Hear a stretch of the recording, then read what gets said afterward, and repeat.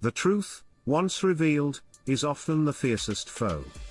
Though Oedipus escaped death, defeated the Sphinx, and endured furious plagues, the truth would soon become his greatest adversary.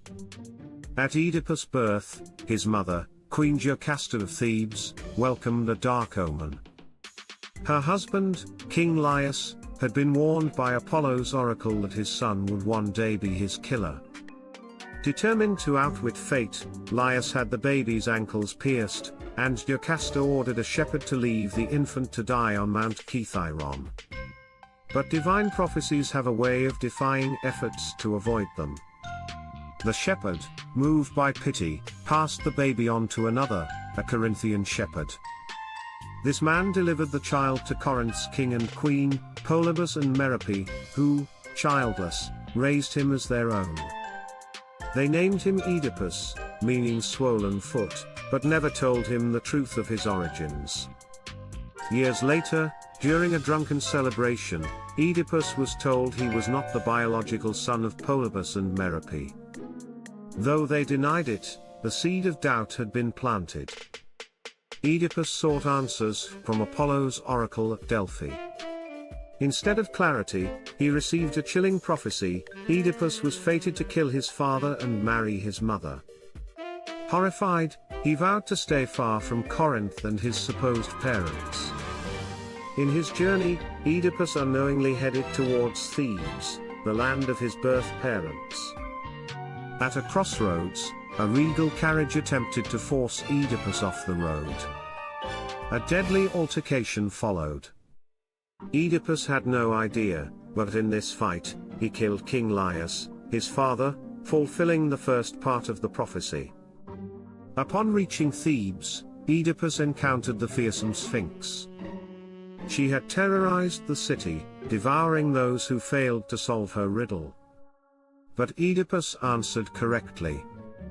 Thebes rejoiced, and Oedipus married the recently widowed Queen Jocasta, completing the second part of the prophecy, though neither realized their true relationship as mother and son.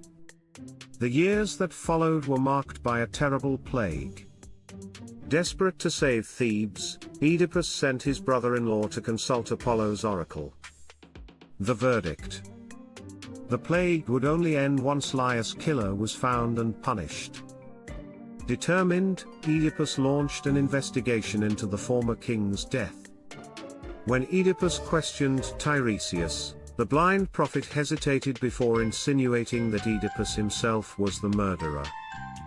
Oedipus rejected the accusation, but doubt lingered.